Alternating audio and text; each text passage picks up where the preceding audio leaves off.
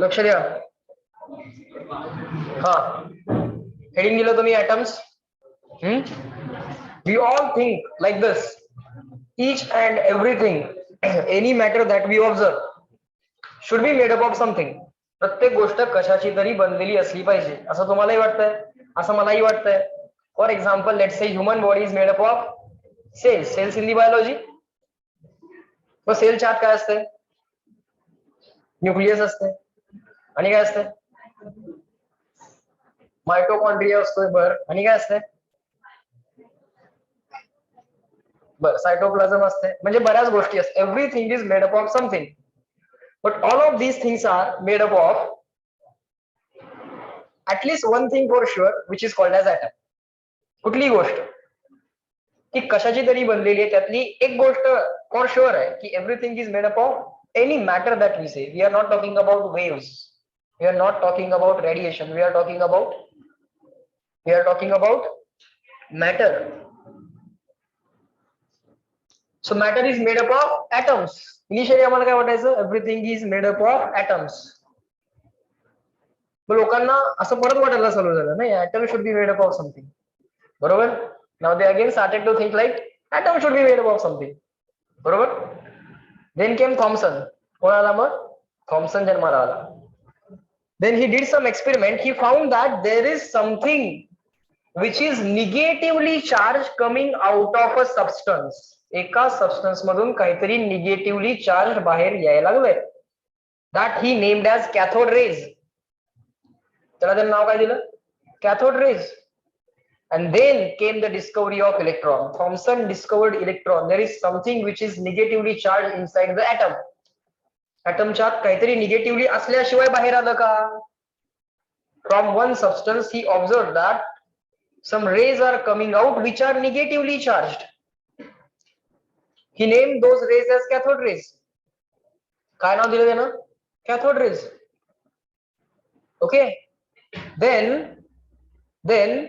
there must be something inside a substance which should be negatively charged. Those cathode rays were made up of some particles. Those particles from which the cathode rays were made, those particles were named as electrons. मग सबस्टन्सच्यात electron असला पाहिजे. मग थॉमसननं ॲटमचं model मांडलं. The first model was given by the Thomson. He said that inside atom there are negatively charged electrons. बरोबर. त्याला nucleus वगैरे काही माहित नव्हतं. मग काही गोष्टी एक्सप्लेन कराव्या लागतील. काही गोष्टी म्हणजे काय? Then the stability of atom. ॲटमची स्टॅबिलिटी एक्सप्लेन करायची आहे. इलेक्ट्रिकल न्यूट्रॅलिटी एक्सप्लेन करायची. ॲटम जर स्टेबल नसेल, एखादी गोष्ट स्टेबल नसेल तर ती दुसऱ्या गोष्टीमध्ये कन्वर्ट होते. If one thing is not stable, then it gets converted into some another stable thing. Okay. म्हणजे विचार करा तुम्ही, एखादी गोष्ट 70 वर्ष 80 वर्ष एक्झिस्ट होते. एखादी गोष्ट one thing remains for 70 years 80 years. It means what? एखादी नॉन लिव्हिंग गोष्ट, लिव्हिंग गोष्ट सोडून द्या, एखादी नॉन लिव्हिंग गोष्ट 70-80 वर्ष ऍज इट इज राहते. याचा अर्थ काय? त्याचे जे काय ऍटम्स आहेत ते without conversion as it is राहतात. अदरवाईज त्याचं काहीतरी वेगळं झालं असतं ना, ती गोष्ट बदलली असते ना. ती ऍज इट इज 70-80 वर्ष राहते, 4 दिवस राहते, 5 दिवस राहते. पण ती गोष्ट ती स्टेबल असल्याशिवाय राहिली का इतके दिवस? नाही. म्हणजे ऍटमची स्टॅबिलिटी एक्सप्लेन करावी लागते. जेव्हा तुम्ही ऍटमचं मॉडेल मांडता तेव्हा तुम्हाला ऍटमची स्टॅबिलिटी एक्सप्लेन करावी लागते. दुसरी गोष्ट म्हणजे ऍटम जे असतात ते इलेक्ट्रिकली न्यूट्रल असतात, हेही प्रूव्ह करावं लागतं. मग थॉमसननं आयडिया काय केली? थॉमसननं अशी आयडिया केली. त्याला एवढं तर लक्षात आलं की ऍटमच्या निगेटिव्हली चार्ज इलेक्ट्रॉन्स आहेत. He observed that there is something coming out of the atoms and which is negatively charged particle. He named them as electron. And then came the discovery of electron. Electron discover झाला. थॉमसननं केला. थॉमसननं electron नावाचा particle डिस्कवर केला. आणि त्याचा जो मुलगा होता त्यानं कॉन्ट्रीब्युशन केलं इलेक्ट्रॉनला वेव्ह प्रूव्ह करण्यामध्ये. थॉमसनचाच मुलगा. जे वडिलांनी काय प्रूव्ह केलं? Electron is a particle. आणि त्याच्या मुलाने काय प्रूव्ह केलं? Electron is a wave. दोघांनाही नोबेल प्राइज आहेत. बर, मग इलेक्ट्रॉन डिस्कवर झाला. बरं, ऍटम तर न्यूट्रल आहे. थॉम्सन काय करणार मग आता? थॉम्सन म्हणतोय इलेक्ट्रॉन निगेटिव्हली चार्ज पार्टिकल आहे, पण जेवढे इलेक्ट्रॉन्स ऍटमच्या आत आहेत आणि त्यांचा मिळून जेवढा काय टोटल चार्ज आहे, एक्झॅक्टली तेवढाच इक्वल पॉझिटिव्ह चार्ज ऍटमच्या आत आहे. पण त्याला हे माहित होतं का हे सगळं न्यूक्लियसच्या आत आहे पॉझिटिव्ह चार्ज? नाही. मग त्याला काय म्हटलं? एक मोठा स्पियर आहे. ऍटम म्हणजे काय आहे? एक स्पियर आहे. त्या स्पियर मध्ये सगळीकडे काय आहे? पॉझिटिव्ह चार्ज आहे. त्यात कुठे कुठे कुठे कुठेतरी काय आहे? एखाद्या एखाद्या एखाद्या एखाद्या पॉइंटला काय आहेत? इलेक्ट्रॉन्स आहेत. वॉटरमेलन मॉडेल आठवतंय का तुम्हाला? और the plum pudding model. Watermelon मध्ये कसं असतं? रेड पोर्शन सगळीकडे आहे आणि मध्ये black black black black seeds आहेत. Those black seeds resemble the electrons and that red portion of the watermelon resembles the positive charge inside the atom. पण थॉम्सनच्या मॉडेलनं फारशा काही गोष्टी एक्सप्लेन झाल्या नाहीत. नंतर आपण बघू what were the difficulties with Thomson model. पण त्यानंतर एक एक्सपेरिमेंट झाला. तो होता gold foil alpha particle experiment. कोणी केला? आम्हाला वाटतं ते तो रुदरफोर्डनं केला. नाही, रुदरफोर्डनं तो केला नाही. रुदरफोर्डनं सांगितलं की असं करून बघा. केलं दुसऱ्या लोकांनी. रुदरफोर्डनं सांगितलं की डू समथिंग लाईक दिस. तो होता Rutherford's gold foil alpha particle experiment. पण तो केला दुसऱ्याच लोकांनी. त्या दोन लोकांनी तो व्यवस्थित एक्सपेरिमेंट केला. त्याचे सगळे जे काही ऑब्झर्वेशन्स होते ते सगळे ऑब्झर्वेशन्स, किती अल्फा पार्टिकल डेव्हिएट झाले, किती अँगलला झाले, किती बाउन्स बॅक झाले, किती ऍज इट इज गेले, ते सगळं जे काय डेटा होता तो सगळा डेटा कोणाला दिला? त्यांनी रुदरफोर्डला दिला. आता स्टडी कर म्हणून. सो संध्याकाळी तो डेटा रुदरफोर्डकडे आला. सकाळी एक्सपेरिमेंट झाला होता, संध्याकाळी डेटा रुदरफोर्डकडे आला. रात्रभर रुदरफोर्डने विचार केला आणि त्यानंतर पुढच्या दिवशी एक मॉडेल त्यानं मांडलं. तेव्हा त्यानं पहिल्यांदा सांगितलं की ऍटमच्या आत न्यूक्लियस आहे. सो न्यूक्लियस, या ऍटमच्या आत न्यूक्लियस असतं. हे कोणी सांगितलं पहिल्यांदा? रुदरफोर्डनी सांगितलं. त्यानं हेही सांगितलं की या न्यूक्लियसच्या अराउंड इलेक्ट्रॉन्स रिव्हॉल्व्ह होत आहेत, just like planets revolving around the sun. काय सांगितलं त्यानं? Electrons revolve around the nucleus just like planets revolve around the sun, असं सांगितलं. Entire positive charge is inside the nucleus. बरोबर. बर, रुदरफोर्डला हे माहित आहे का न्यूक्लियसच्या प्रोटॉन्स न्यूट्रॉन्स आहेत? रुदरफोर्डला हे माहित नाही. रुदरफोर्डला एवढंच माहित आहे की there is nucleus which is positively charge. न्यूक्लियसच्या आत काय हे रुदरफोर्डला माहित नाहीये. समजतंय का? न्यूक्लियस पॉझिटिव्हली चार्ज आहे. जेवढा न्यूक्लियस वरचा पॉझिटिव्ह चार्ज आहे तेवढा ओव्हरऑल इलेक्ट्रॉनचा निगेटिव्ह चार्ज आहे. Electrons revolve around the nucleus, एवढं त्यानं सांगितलं. त्यानं काही कॅल्क्युलेशन केले आणि त्यानं हेही सांगितलं की size of atom is around 10⁻⁻10 metre. That is radius of atom is 1 angstrom unit, around 10⁻⁻10 metre. What is size of atom? 10⁻⁻10 metre. त्याच्या 10⁵ टाइम्स स्मॉलर, म्हणजे 1,00,000 पटीनं लहान. 10⁵ टाइम्स स्मॉलर म्हणजे 1,00,000 पटीनं लहान, म्हणजे ऍटमच्या 1,00,000 पटीनं लहान, 10⁵ टाइम्स स्मॉलर न्यूक्लियस असतं असं त्यानं सांगितलं. सो साइज ऑफ न्यूक्लियस किती झाली? साइज ऑफ ऍटम आहे 10⁻⁻10 मीटर. डिवाइड बाय 10⁵ करा. 10⁻⁻10 divide by 10⁻⁵, sorry 10⁻⁻10 divide by 10⁵, 10⁻⁻15. So size of nucleus किती सांगितली रुदरफोर्डनी? 10⁻⁻15 मीटर सांगितली. एवढं लहान आहे, म्हणजे ऍटम ऑलमोस्ट एम्प्टीज आहे ना. त्यानं हेही सांगितलं 99.9% of the mass is inside the nucleus. So इलेक्ट्रॉनचं मास निग्लिजिबल आहे म्हणतोय तो. टोटल मास ऑफ ऍटम मध्ये 99.9% ऑफ दी मासचं कॉन्ट्रीब्युशन न्यूक्लियस मधनं येतं आणि इलेक्ट्रॉन जे काय आहेत ते ऑलमोस्ट निग्लिजिबल मासचे आहेत. एंटायर ऍटमच्या मासमध्ये. आणि ऍटम एवढा असेल तर त्याच्या 1,00,000 पटीनं लहान, म्हणजे काय 10⁵ टाइम्स स्मॉलर न्यूक्लियस आहे. किती आहे ते 10⁻⁻5 मीटर. न्यूक्लियसची रेडियस असते अराउंड काय असते 10⁻15. I should say 10⁻15 metre. न्यूक्लियसची रेडियस 10⁻15 मीटर आणि ऍटमची रेडियस 10⁻10 मीटर. असं आम्हाला रुदरफोर्डनी सांगितलं. बरोबर. बर, रुदरफोर्डला न्यूक्लियसच्या आत काय आहे माहित आहे का? नाही. इलेक्ट्रॉन्स रिव्हॉल्व करतायत, पण त्यांच्या ऑर्बिटच्या रेडियस रुदरफोर्डला माहित आहेत का? नाही. S subshell, P subshell, D subshell रुदरफोर्डला माहित आहे का? नाही, काही माहित नाहीये. Electrons revolve around the nucleus, एवढंच माहित. Just like planets revolve around the earth. बरोबर का? मग कुठल्या ऑर्बिटमध्ये, कुठल्या सबशन मध्ये, हे काहीही डेव्हलप झालेलं नाहीये अजून. लक्षात घ्या. थॉम्सननं इलेक्ट्रॉन डिस्कवर, थॉम्सनच्या आधी आम्हाला एवढं माहित होतं की everything is made up of atom. थॉम्सननं सांगितलं की ऍटमच्यात इलेक्ट्रॉन आहे, स्वतःचं मॉडेल मांडलं, फेल झालं मॉडेल. बऱ्याच गोष्टी एक्सप्लेन झाल्या नाही. रुदरफोर्ड आला, न्यूक्लियसची कॉन्सेप्ट दिली, काही गोष्टी सांगितल्या लोकांना, काही गोष्टी त्यांना व्यवस्थित एक्सप्लेन केल्या. For example stability of the atom, neutrality of the atom. Complete stability रुदरफोर्डला एक्सप्लेन नाही करता आली, त्यामुळे मॉडेल ते परत फेल होणार पण आहे. पण त्यानं न्यूक्लियस नावाची एक न्यूक्लियस नावाची एक गोष्ट किंवा एक टर्म कॉइन केली. आणि बोरच्या मॉडेलमध्ये सुद्धा, जे मोस्ट सक्सेसफुल मॉडेल आहे, जे रुदरफोर्ड नंतर आलं, रुदरफोर्डचे सगळे जे काय ओव्हरकम्स ड्रॉबॅक्स होते ते सगळे ओव्हरकम करण्यासाठी बोर आला. बोरनं स्वतःचं मॉडेल मांडलं, बऱ्याच गोष्टी एक्सप्लेन केल्या. नंतर बोरच्या मॉडेलला पण काहीतरी फेल्युअर्स आहेत, but we at this level ultimate model that we are going to study is the Bohr's model. Ultimate model कुठला आहे? बोर्स.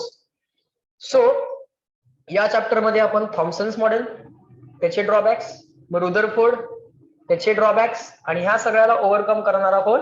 Bourse model. ओके.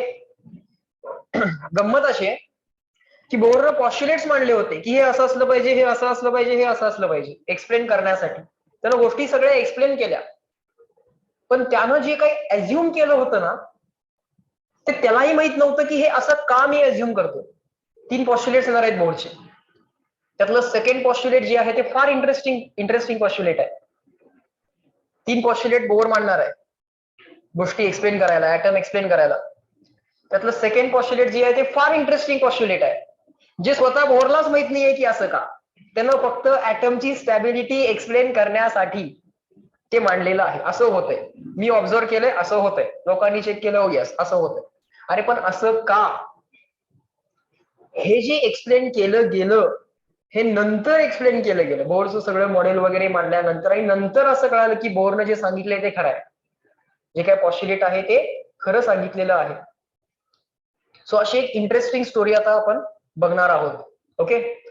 थोडी स्टोरी तुमच्या लक्षात आली, टाइमलाईन लक्षात आली, कधी कधी काय काय झालेलं आहे. ओके. चलो let us start with the first model. Write down Thomson's atomic model. बरोबर फक्त आता लिहायचंय.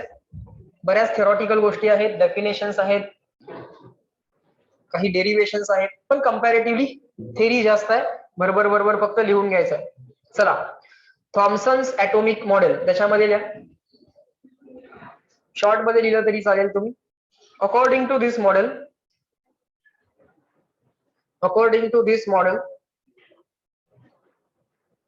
an atom is a sphere, an atom is a sphere, an atom is a sphere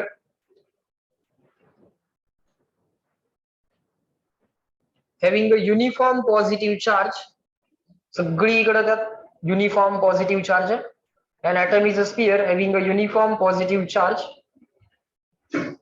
in which electrons are embedded, just like watermelon. In the uniform red part there are seeds, black seeds, just like that. In the uniform positive charge there are embedded electrons. According to this model, an atom is a sphere having a uniform positive charge in which electrons are embedded. This model is referred as plum pudding model. This model is referred as plum pudding model.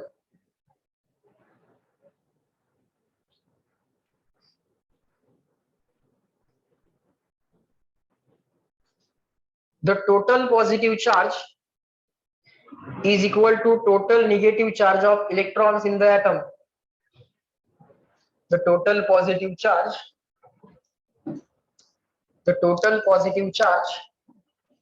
is equal to the total negative charge of electrons in the atom.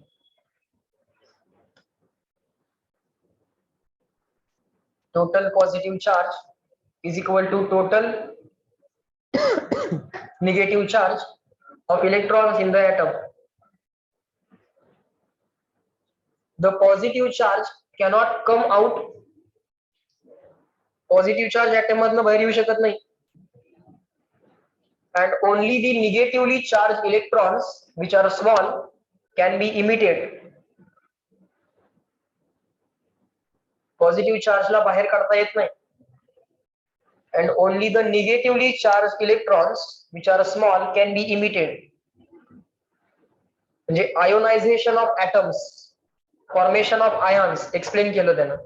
Electrons बाहेर पडल्यामुळं item positively charge होऊ शकतो. Ion formation can be explain with the help of Thomson's model. ॲटमचा ion कसा बनतो?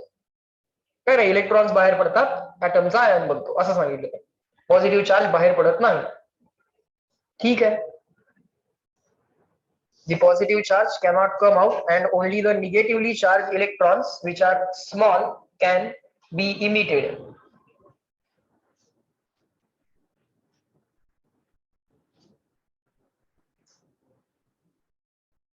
Correct? Ion formation explain करता येईल? करता येईल की नाही? ॲटमचा आयन बनणं म्हणजे काय? म्हणजे काय? इलेक्ट्रॉन्स ॲटम मधनं बाहेर पडणं, बरोबर का? त्यात पॉझिटिव्ह चार्ज तो बाहेर येऊ शकत नाही एवढंच म्हणतो. का बाहेर येऊ शकत नाही वगैरे काय सांगतोय का? नाही. लोक त्याला विचारणार ना, ऑफकोर्स का बाहेर येऊ शकत नाही? ऑफकोर्स विचारणार. तेव्हा त्याच्याकडे द्यायला उत्तर नसणार. उत्तर नसलं की थेरी फेल होते. बरोबर ना? बर, चलो नेक्स्ट. जायचं पुढं. झाले सार्थ लिहून? ही पटकन.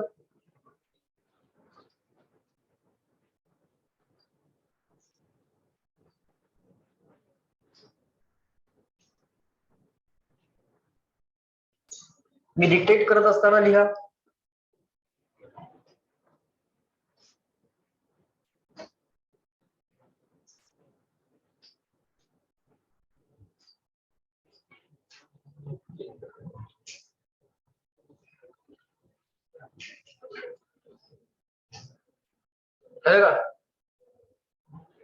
नेक्स्ट पुढे लिहा. Geiger Marsden experiment. या दोघांनी तो एक्सपेरिमेंट केला होता. Gold foil alpha particle experiment. लिहा. Geiger Marsden experiment. Geiger Marsden experiment. Geiger Marsden experiment. Davisson Germer experiment वेगळा, तिथलं इकडं मिक्स करायचं नाही. इलेक्ट्रॉन डिफ्रॅक्शन पॅटर्न तो कोणाचा होता? Davisson Germer experiment. Electron diffraction pattern. आता कुठला बघतोय? Geiger Marsden experiment. लिहा. Rutherford suggested an experiment. Rutherford suggested an experiment. Rutherford suggested an experiment for scattering of alpha particles by atoms. For scattering of alpha particles by atoms. Rutherford suggested an experiment for scattering of alpha particles by atoms. ॲटमचं internal structure study करण्यासाठी रुदरफोर्डने एक experiment सांगितला की तुम्ही alpha particles scatter करून बघा आणि त्याचे रिझल्ट मला आणून द्या, मग त्यानंतर मी तुम्हाला सांगतो. बरोबर. त्याने एक एक्सपेरिमेंट सांगितला, डिझाईन केला एक एक्सपेरिमेंट. पुढे लिहा. The experiment was perform by his colleagues, म्हणजे त्याच्याबरोबर काम करणारी लोक, गेगर अँड मार्सनेल.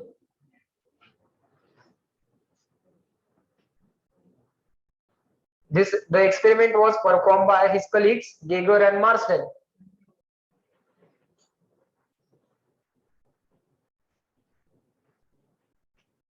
जरा एक मिनिट समोर लक्ष द्या. मी डिक्टेट करत जाईल, ते स्टेटमेंट तेव्हा तेव्हा लिहित चला. बाकीच्या वेळी मी जे सांगतोय त्याच्याकडे लक्ष द्या. आता हे लिहित बसू नका, जरा इकडे बघा. समजून घेणं पण गरजेचं आहे, नुसतं लिहून घेऊ नका.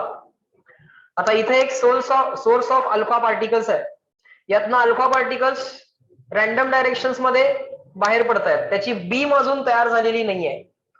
मग इथं कोलिमेटर आहे.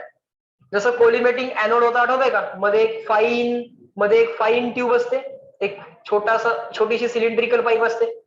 तसं हा लीडचा बनलेला एक सिलेंडर आहे. मध्ये त्याला एक बारीक होल आहे, बारीक अशी पाईप आहे. बाकी सगळे अल्फा पार्टिकल्स लीड काय करतो? ऍब्सॉर्ब करतो. आणि जे अल्फा पार्टिकल या मधल्या गॅप मधनं पास होतात त्याची एक बीम बनते. आणि ते अल्फा पार्टिकल्स हाय स्पीडनं या very very very very thin gold foil वरती काय होतात? जाऊन धडकतात. आणि आता हे धडकलेले जे काय किंवा इन्सिडंट झालेले गोल्ड फॉइल वरती इन्सिडंट झालेले अल्फा पार्टिकल्स जे आहेत, ते अल्फा पार्टिकल्स सेन्स करण्यासाठी इथं सेन्सर आहे किंवा डिटेक्टर आहे. दिसला का डिटेक्टर? हा डिटेक्टर काय डिटेक्ट करतोय? इलेक्ट्रॉन्स की अल्फा पार्टिकल्स? Alpha particles. काय डिटेक्ट करतोय? अल्फा पार्टिकल्स डिटेक्ट करतोय.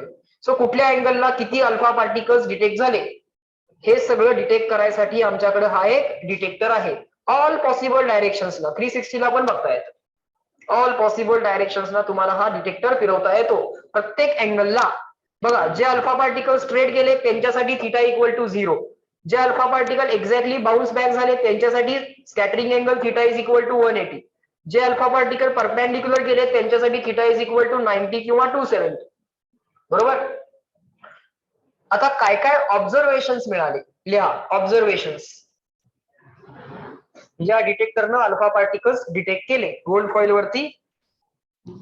जे अल्फा पार्टिकल्स इन्सिडेंट झाले होते ते सगळे आता आम्ही डिटेक्ट केले. त्यातलं पहिलं ऑब्झर्वेशन लिहा. Most of the alpha particles passed undeviated. Most of the alpha particles passed undeviated. जे आले ते ऍज इट इज गेले, सरळ आले आणि सरळच गेले without deviation. Theta equal to 0. Most of the alpha particles passed undeviated. पुढे लिहा. Second observation, only about 0.14% 0.14% scattered through angles larger than 0.1 degree. 0.1 degree पेक्षा जास्त अँगलला स्कॅटर झालेले किती आहेत? ते नंबर्स म्हणावे लागतात तेव्हा पाठवतात. किती आहेत? 0.14%. म्हणजे 99.86% लोक यांचा स्कॅटरिंग अँगल किती आहे? 0 टू किती आहे? 0 टू 0.1 डिग्री. म्हणजे most of the alpha particles pass undeviated. बरोबर का? 0.1 डिग्री पेक्षा जास्त न स्कॅटर झालेत. ते 1 डिग्री पण नाहीये. किती आहे ते? 0.1 डिग्री आहे. म्हणजे ऍटम मोस्टली एम्प्टीच असला पाहिजे. कळतंय का? Y Rutherford sed that atom should be almost empty. समजतंय का? कारण त्याला हे दिसतंय ना की 0.14% ऍटम्स अल्फा पार्टिकल्सच फक्त काय झालेत? स्कॅटर झालेत by an angle more than 0.1 degree. बाकी सगळे 0.1 डिग्रीच्या आतच आहेत. ऑलमोस्ट स्ट्रेटच गेलेले आहेत. 99.86% straight. Third observation, about 1 alpha particle in 8000. 1 in 8000. 8000 alpha particle मधला एक. About 1 in 8000 was deflected through angle larger than 90. 90 पेक्षा जास्त न स्कॅटर झालेले किती आहेत? एक पार्टिकल किती मध्ये? 8000. म्हणजे प्रोबॅबिलिटी किती झाली? 1/8000. काय झाली probability of getting a scattering angle more than 90 किती झाली? 1/8000. इतकी कमी. बर. आणि last, extremely few particles were observed to bounce back at 180 degree. Negligible, almost negligible. एखादा लाखात एक. एखादा अल्फा पार्टिकल बाउन्स बॅक झालेला आहे. Extremely few particles were observed to bounce back at 180 degree. झाले लिहून? लक्षात आलं? ऑब्झर्वेशन लक्षात आले? हा एक्सपेरिमेंट केला कोणी? गेगर आणि मार्सडेल. हे सगळे ऑब्झर्वेशन कोणाला दिले गेले? रुदरफोर्डला दिले गेले. बरोबर? कारण त्या ऑब्झर्वेशन मधून अर्थ काढायचं डोकं फक्त रुदरफोर्डकडेच होतं, कारण एक्सपेरिमेंट त्याने डिझाईन केला होता. बरोबर का? आईन्स्टाईननं पण असे बरेच एक्सपेरिमेंट डिझाईन केलेले आहेत. काही थॉट एक्सपेरिमेंट डिझाईन केलेले आहेत ज्यासाठी लॅबची गरज पण नाहीये. असा असा असा असा विचार करा असं सांगतोय आईन्स्टाईन. काही थॉट एक्सपेरिमेंट. आता हा तर लॅबोरेटरी मधला एक्सपेरिमेंट आहे जो रुदरफोर्डने लिहिला होता. आणि मग हा एक्सपेरिमेंट परफॉर्म केला आणि तो त्याचे जे काही ऑब्झर्वेशन आले ते परत रुदरफोर्डला दिले गेले. लिहा पुढे रुदरफोर्डनं काय सांगितलं. Rutherford atomic model. शॉर्ट मध्ये लिहिलं तरी चालेल. स्क्रीनशॉट पाठवू का नंतर लिहायला? वाचूयात फक्त मग. चला लक्ष द्या. बघा लिहिण्यामध्ये वेळ जर जात असेल तर आपण let us save that time. पाठवतो परत इथंच बसून लिहा. लेक्चरच्या शेवटी परत वेळ देतो मग एकत्र लिहा. ठीक आहे? बघा जरा मग लक्ष द्या. जागा सोडली तरी चालेल. ओके. एक साधारण 10 ते 15 ओळी सोडा. पुढे गेलात तरी चालेल. बघा एकदा ऑब्झर्व करा. आपण डिस्कस केलेलंच आहे. बघा, after studying the data of Geiger and Marsden experiment, Rutherford proposed that the entire positive charge and most, that is 99.9% of the mass of an atom is concentrated in the central nucleus. Entire positive charge कुठे आहे? Nucleus मध्ये. आणि किती मास? 99.9% मास ऍटमच्या न्यूक्लियसच्या आत आहे असं तो म्हणतोय. And the electrons revolve around it in the circular orbits. The concept of atomic nucleus was given by Rutherford. सगळ्यात पहिल्यांदा ऍटमला न्यूक्लियस असतं हे कोणी सांगितलं? रुदरफोर्डनी सांगितलं. आजही जो ऍटम आम्ही ऍक्सेप्ट करतो त्या ऍटमच्या आत आजही न्यूक्लियस आहेच ना? आजही न्यूक्लियस आहेच ना? सो त्यानं किती आधी सांगितलंय ते, आणि आजही ती कॉन्सेप्ट आहे ती अजून सुद्धा डिमॉलिश झालेली नाहीये. समजतंय का? तर त्यानं जे सांगितले ते नक्कीच खरं आहे असं म्हणायला काय हरकत नाही. Number 2, the space between the orbits of the electrons and the nucleus. Nucleus आणि इलेक्ट्रॉनच्या ऑर्बिट त्याच्यामधली जी काही जागा आहे is mostly empty.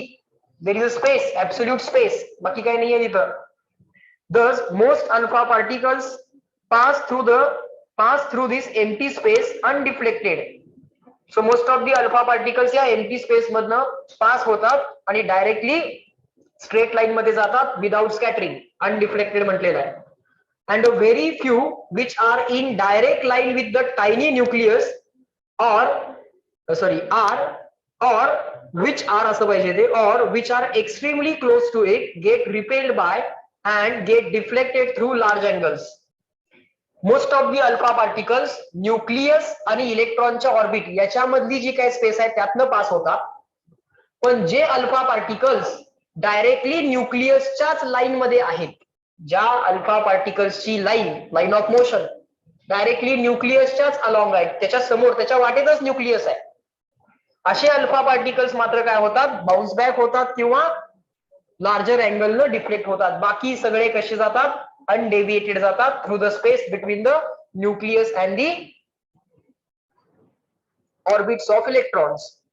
Next, from the experimental data, the size of nucleus is of the order of 10⁻⁻15. ते of पाहिजे. From the experimental data, the size of nucleus is of the order of 10 raised to minus 15 meter, म्हणजे almost 1 femtometer. Nucleus किती लहान आहे. Then the size of atom is 10 raised to minus 10 meter. Nucleus ची size 10 raised to minus 15 meter.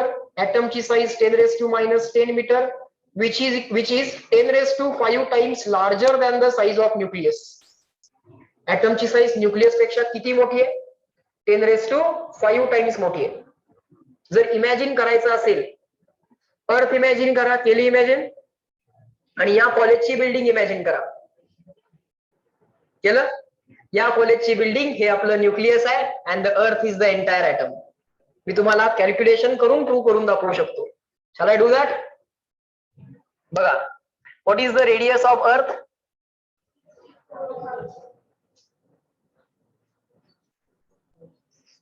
हा, 6400 kilometre.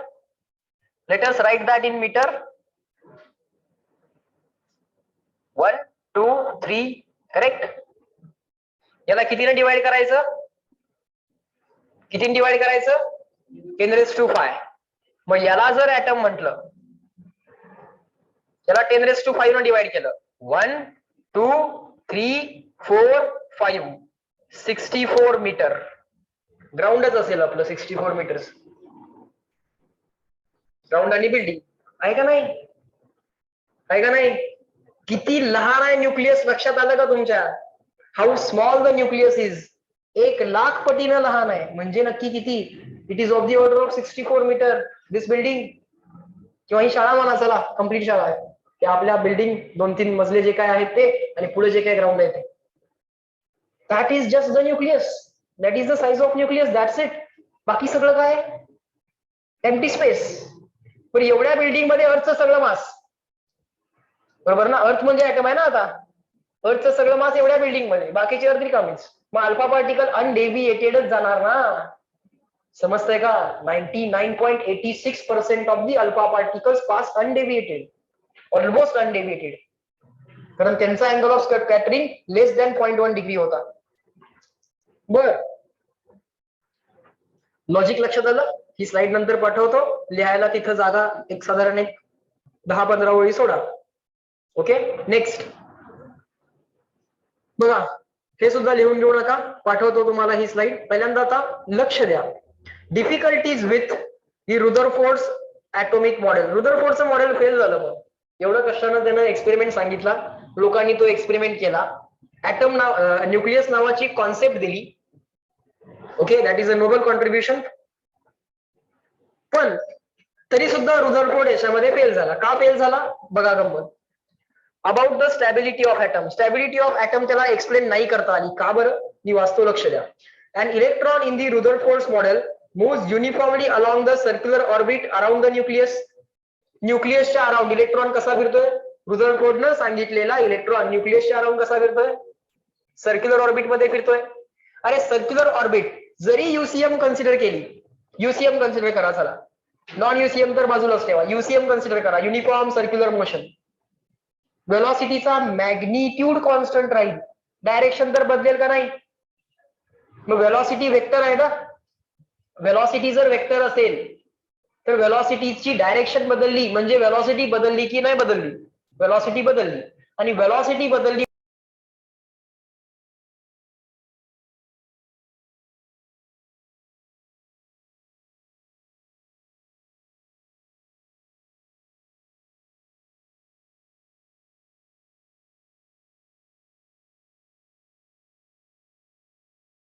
Online people, can you hear me?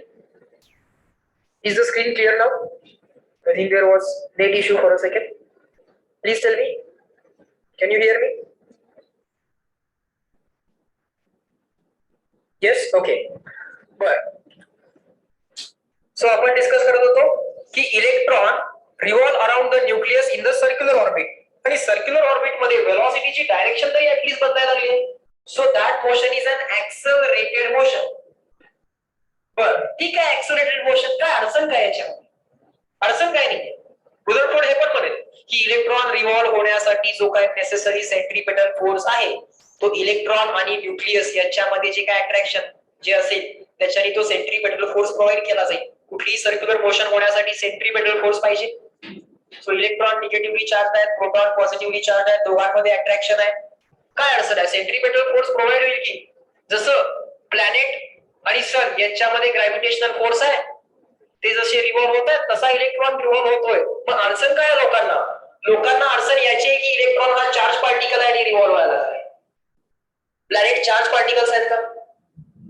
Planet charge particle नाही आहेत. लोकांना तिथे प्रॉब्लेम नाहीये. लोकांना न्यूटनचा प्रॉब्लेम नाहीये. लोकांना प्रॉब्लेम आता कोणाचा आहे? रुदर फोर्स आहे. काय प्रॉब्लेम आहे? Planets revolve around the sun, well accepted. Two masses attract each other and that will provide the necessary centripetal force. हे सगळं accepted आहे. पण इलेक्ट्रॉन हा चार्ज पार्टिकल आहे. मग सर चार्ज पार्टिकल आहे म्हणून काय झालं? चार्ज पार्टिकल गोल फिरायला काय अडचण आहे लोकांना? तर अडचण अशी आहे की whenever there is a accelerating charge, this is a well established theory. रुदरफोर्डनं सांगायच्या आधी हे सगळं एक्सप्लेन ऑलरेडी झालं होतं. काय? Whenever there is an accelerating charge, it radiates electromagnetic radiation. Accelerating charge electromagnetic radiation बाहेर टाकतो. नाहीतर आमचे अँटिनाज वर्क झालेच नसते. त्याच्यामध्ये चार्जेस ऍक्सेलरेट होत असतात and that radiates the electromagnetic radiation. तेच तर रेडिएशन इकडं तिकडं जातंय आणि वायरलेस कम्युनिकेशन आम्ही करू शकतो. समजतंय का? So if an accelerating charge is radiating the energy in the form of electromagnetic radiation, एक accelerating charge आहे जो एनर्जी बाहेर टाकायला लागलाय म्हणजे त्याची स्वतःची एनर्जी कमी व्हायला लागली आहे. आणि जो गोल फिरतोय आणि ज्याची एनर्जी कमी व्हायला लागली आहे तो असा स्पायरल फिरत न्यूक्लियस मध्ये गेला पाहिजे, कारण त्याची एनर्जी कमी होत चालली आहे. त्याचा स्पीड कमी होत जाईल, वाढत जाईल, विचार करू आपण नंतर, पण त्याची एनर्जी तर कमी होत चालली आहे. कारण तो एनर्जी रेडिएट करायला आहे. क्लासिकल थेरी ऑलरेडी आमची डेव्हलप झाली होती कुठली रेडिएशन वर. त्या थेरीने काय सांगितलं होतं? Accelerating charge radiates energy. So if there is a accelerating charge which is radiating the energy, so बघा काय गंमत आहे. रुदरफोर्ड म्हणतोय की न्यूक्लियसच्या अराउंड तुम्ही इलेक्ट्रॉनला गोल फिरवा. तर ठीक आहे म्हटलं लोकांनी. पण हा इलेक्ट्रॉन जेव्हा न्यूक्लियसच्या अराउंड गोल फिरायला चालू करतोय तेव्हा हा इलेक्ट्रॉन तर एक निगेटिव्हली चार्ज पार्टिकल आहे. बरोबर? थॉमसननं हा पार्टिकल तर डिटेक्ट केलाय. इलेक्ट्रॉनला ऍटमच्या मॉडेलमध्ये कुठेतरी ठेवणं गरजेचं आहे. रुदरफोर्डनं काय सांगितलं की electrons revolve around the nucleus. थॉमसननं सांगितलं होतं की ते एम्बेडेड आहेत पॉझिटिव्ह चार्ज मध्ये. यानं काय केलं? आता डिटेक्टर झालं कुठेतरी ठेवावेच लागतील. लक्षात घ्या. समजतंय का? हे सगळे लिमिटेशन एका सायंटिस्टनं जे काही शोधून काढलंय ते सगळं मागचं सगळं एक्सप्लेन करून पुढची थेरी मांडावी लागते. पण हे इलेक्ट्रॉन जे आहेत ते न्यूक्लियसच्या अराउंड फिरतात. हा ऍक्सेलरेटिंग चार्ज आहे. हा एनर्जी लूज करायला लागलाय. एनर्जी लूज करायला लागला की याची ऑर्बिट थोडी जवळ यायला चालू होईल.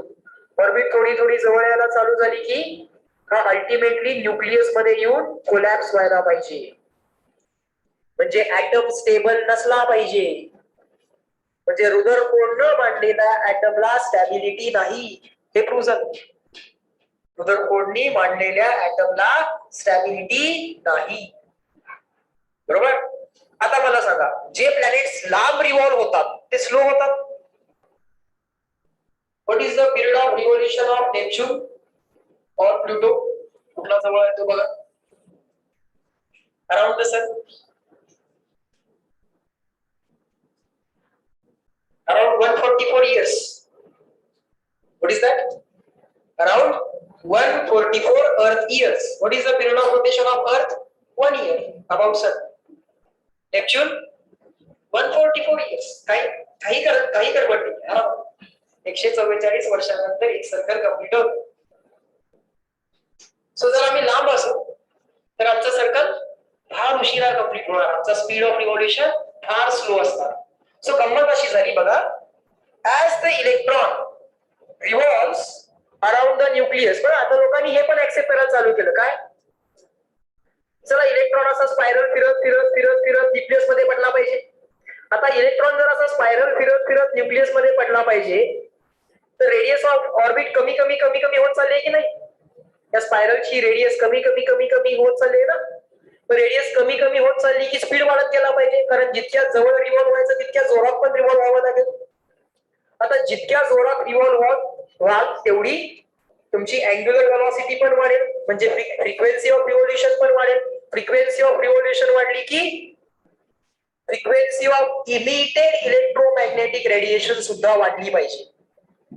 बर, आता इलेक्ट्रॉनची रेडियस कंटिन्युअसली डिक्रीज व्हायला लागली आहे ना, कंटिन्युअसली डिक्रीज व्हायला लागली आहे. असं होतंय का, आधी रेडियस ऑफ 1 मीटर आहे, इमिजिएटली विदिन 0 सेकंड 0.5 मीटर झाली, विदिन 0 सेकंड 0.25 मीटर झाली. असं नाही, 1 मीटरची ग्रॅज्युअली कंटिन्युअसली डिक्रीज होत होत होत होत 0.1 मीटर, 0.5 मीटर, मग हळूहळू ग्रॅज्युअली डिक्रीज होत होत होत होत होत होत 0.25 मीटर, मग 0.1 मीटर, मग 0.01 मीटर, आणि मग अल्टिमेटली 0.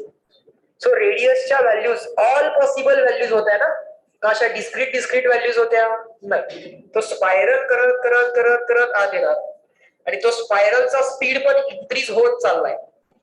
सो रेडियस ग्रॅज्युअली कमी व्हायला लागली, speed of rotation gradually increase व्हायला आहे, म्हणजे frequency of rotation gradually increase होतीये.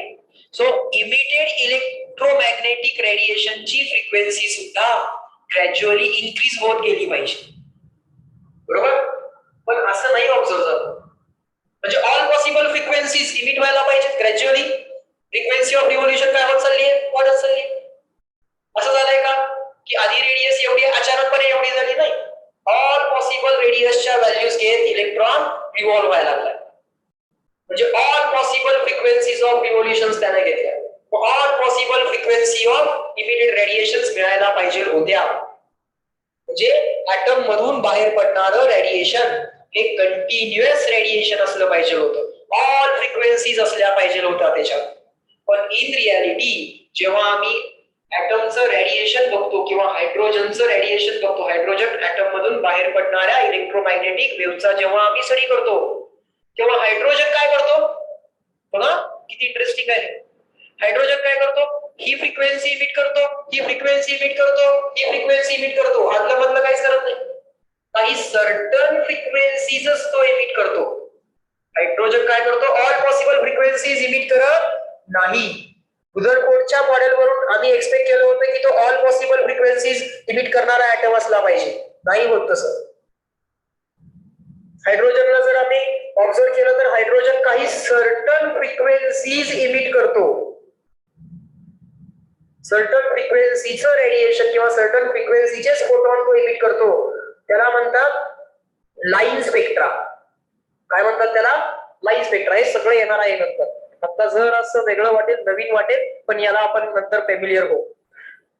बघा, या फ्रिक्वेन्सी F1 पासून F2 पर्यंत ऑल पॉसिबल फ्रिक्वेन्सीज इमिट केल्या तर त्याला काय म्हणायचं, कंटिन्युअस स्पेक्ट्रा. काय म्हणायचं, कंटिन्युअस स्पेक्ट्रा. पण या F1 पासून F2 पर्यंत काही ठराविकच फ्रिक्वेन्सी इमिट केल्या तर मात्र त्याला काय म्हणायचं, line spectra.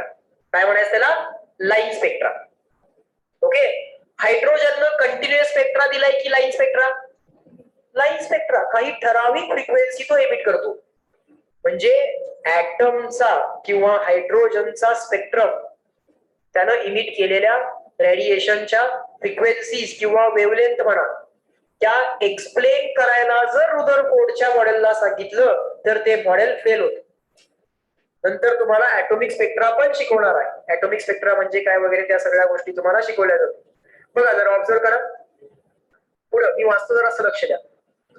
An electron in the Rutherford model moves uniformly along the circular orbit around the nucleus.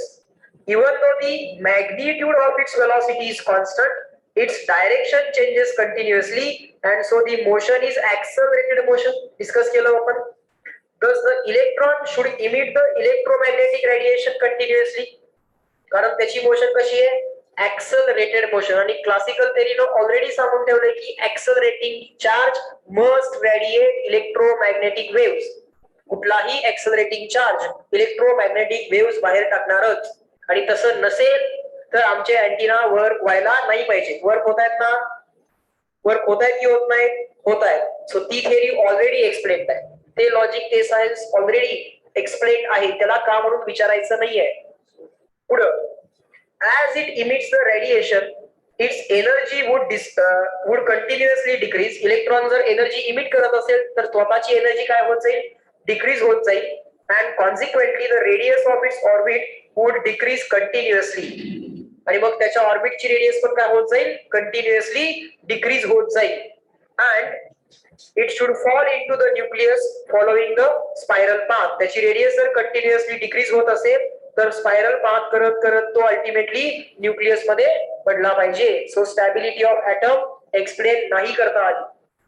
नुसतं electron revolve around the nucleus एवढं सांगून स्टॅबिलिटी एक्सप्लेन करता येत नाही. एवढं सोपं नाहीये. Because it is a revolving particle but it is charge. तो चार्ज नसता तर काय प्रॉब्लेम नव्हता. इलेक्ट्रॉन जर चार्ज पार्टिकल नसताना तर काय प्रॉब्लेम नसता. मग दुसरा प्रॉब्लेम आला असता, जर तो चार्ज नाही आहे तर त्याला सेंट्रिपेटल फोर्स कसा प्रोव्हाइड करायचा, नुसताच कसा गोल फिरायचा. There should be someone to change its direction. Electron आहे निगेटिव्हली चार्ज आहे, न्यूक्लियस पॉझिटिव्हली चार्ज आहे, दोघांमध्ये अट्रॅक्शन आहे. बरोबर. पण रुदरफोर्डला अजून आज प्रोटॉन आहे हे माहित आहे का? नाही. रुदरफोर्डला अजून पण प्रोटॉन आहे हे माहित नाहीये. नंतर मग प्रोटॉनची डिस्कवरी होईल, न्यूट्रॉनची डिस्कवरी होईल, मग हा बोर जन्माला येईल. ठीक आहे. Next second atomic spectra. वास्तव लक्ष द्या, जस्ट डिस्कस केलेलं आहे आपण. According to Rutherford model the electron should emit the radiation of continuously increasing frequency. तर तो जेव्हा स्पायरली आत जातोय तेव्हा त्याचा स्पीड ऑफ रोटेशन वाढत जातोय, म्हणजे फ्रिक्वेन्सी ऑफ रिव्होल्यूशन वाढत जाते. सो जी काय फ्रिक्वेन्सी ऑफ रिव्होल्यूशन असते तीच फ्रिक्वेन्सी ऑफ इमिटेड रेडिएशन असते. एखादा रिव्हॉल्विंग चार्ज जर असेल, रिव्हॉल्विंग चार्जची फ्रिक्वेन्सी ऑफ रोटेशनच frequency of emitted electromagnetic wave असते. तो आत जाताना जोरात जोरात जोरात जोरात जोरात गोल फिरतो. ओके. इनिशियली जेवढा लांब असतो तेवढा स्पीड त्याचा कमी आहे. जितक्या तो जवळ जाईल तितका त्याचा स्पीड वाढतो, तितकी फ्रिक्वेन्सी ऑफ रिव्होल्यूशन वाढते. सो त्याची जी काय frequency of emitted electromagnetic wave आहे ती कंटिन्युअसली इन्क्रीज होत गेली पाहिजे. But the observed atomic spectra is not continuous. But in reality atom मधून जे काय इलेक्ट्रोमॅग्नेटिक रेडिएशन्स बाहेर पडतात हे कंटिन्युअस नाही आहेत. हे कंटिन्युअस नाही आहेत. ऑल पॉसिबल फ्रिक्वेन्सीज बाहेर पडत नाहीत, काही ठराविक फ्रिक्वेन्सीज बाहेर पडतात. The atoms emit the electromagnetic waves of particular frequencies which cannot be explained by Rutherford's model. सगळ्या फ्रिक्वेन्सीज ऍटम इमिट करत बसत नाही, काही ठराविकच इमिट करतो. सो आता ऑलरेडी नेक्स्ट चॅलेंज डेव्हलप झालेला आहे. रुदरफोर्डनं इथं गिव्हअप केलं. रुदरफोर्डनं परत कधी आयुष्यात ऍटॉमिक मॉडेल मांडलं नाही, कारण या दोन गोष्टी एक्सप्लेन करायसाठी इथं काही आता वेगळं लॉजिकच नाहीये. ऍटॉमिक स्पेक्ट्रा एक्सप्लेन करायसाठी फारच हाय लेवलचा इंटेलिजन्स पाहिजे, म्हणजे आईन्स्टाईन पेक्षा थोडासा जास्त पाहिजे, म्हणजे बोरचा पाहिजे. जर तुम्ही मला विचारलं सर आईन्स्टाईन हुशार आहे की बोर हुशार आहे, माझा आन्सर असेल बोर हुशार आहे.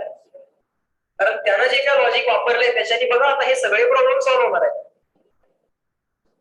हे जे काय प्रॉब्लेम आहे हे सॉल्व्ह होणार आहे. बघा आता मी एक वेळ म्हणेन की फोटो इलेक्ट्रिक इफेक्ट एक्सप्लेन करणं सोपं आहे, कारण एनर्जी बॅलन्स लिहिलाय. काय लिहिलाय? H nu is equal to phi zero plus KE max. बरोबर का? which was quite easy to understand and quite easy to strike in mind. हा असं व्हायला पाहिजे, कारण ऑलरेडी आईन्स्टाईनला तिथं फक्त एनर्जी बॅलन्स मांडला. ऑफकोर्स कॉन्ट्रीब्युशन आहे, त्याला नोबेल प्राइज दिले ना आम्ही, त्याला आता नावं ठेवत नाहीये. पण मी असं सांगतोय की ऑलरेडी प्लँकनं क्वांटम थेरी मांडली होती. प्लँकनं ऑलरेडी प्रपोज केलं होतं की लाईटचा जर पार्टिकल असेल तर त्या पार्टिकलची एनर्जी एच न्यू असली पाहिजे. हे प्लँकनं ऑलरेडी सांगून ठेवले. समजतंय का? आणि ती प्लँकची क्वांटम थेरी आईन्स्टाईनने वापरली होती फोटो इलेक्ट्रिक इफेक्ट साठी. बरोबर. आता बोरला मदत करायला कोण आहे का? नाही, बोरला मदत करायला कोण नाहीये, पण तो स्वतः एकटे हे सगळं कसं टॅकल करतोय बघा. इंटरेस्टिंग स्टोरी आहे. नेक्स्ट लिहायचंय आता बोर्स ॲटॉमिक मॉडेल मध्ये ते 2 पेजेस सोडा लिहायला.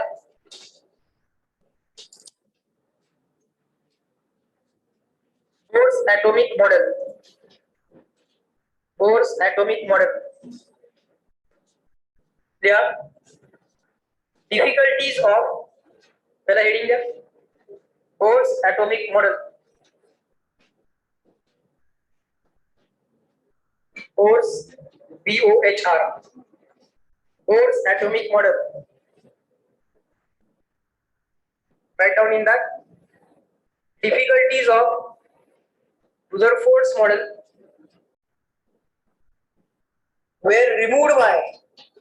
बघा टॅकल झाल्या difficulties. Difficulties of Rutherford's model were removed by Niels Bohr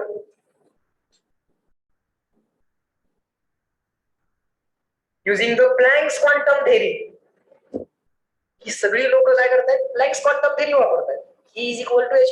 लाईटच्या फोटॉनची एनर्जी किंवा लाईटच्या पार्टिकलची एनर्जी एच न्यू असली पाहिजे.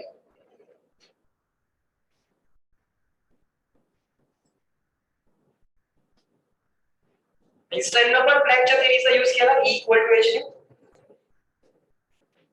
प्लँकनं सांगितलं होतं की एच नावाचा काहीतरी एक फिजिकल कॉन्स्टंट असला पाहिजे.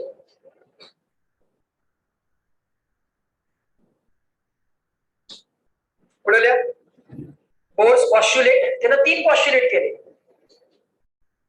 की असं असतंय. याला का म्हणून विचारू नका, असं असतंय एवढं ऍक्सेप्ट करा, मग मी बाकी सगळ्या गोष्टी एक्सप्लेन करतो. या 3 गोष्टी. Postulate number 1, electrons revolve around the nucleus in the circular orbits. रदरफोर्डचं एक म्हणणं ऍज इट इज ठेवलंय बघा. Electrons revolve around the nucleus in circular orbits.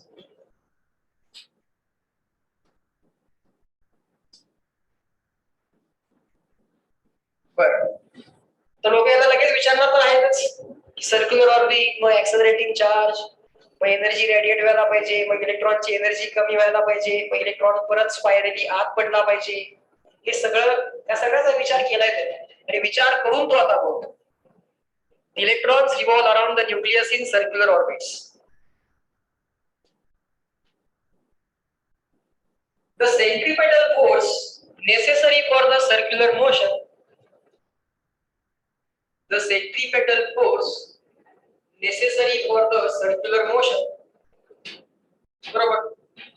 वेलोसिटीची direction change करायला सेंट्रिपेटल फोर्स आणि सेंट्रिपेटल एक्सेलरेशन पाहिजे. The centripetal force necessary for the circular motion is provided by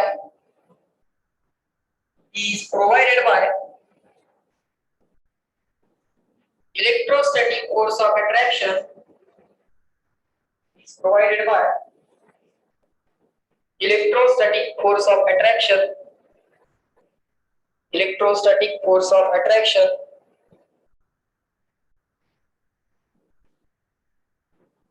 between the electron and nucleus. Between the electron and nucleus.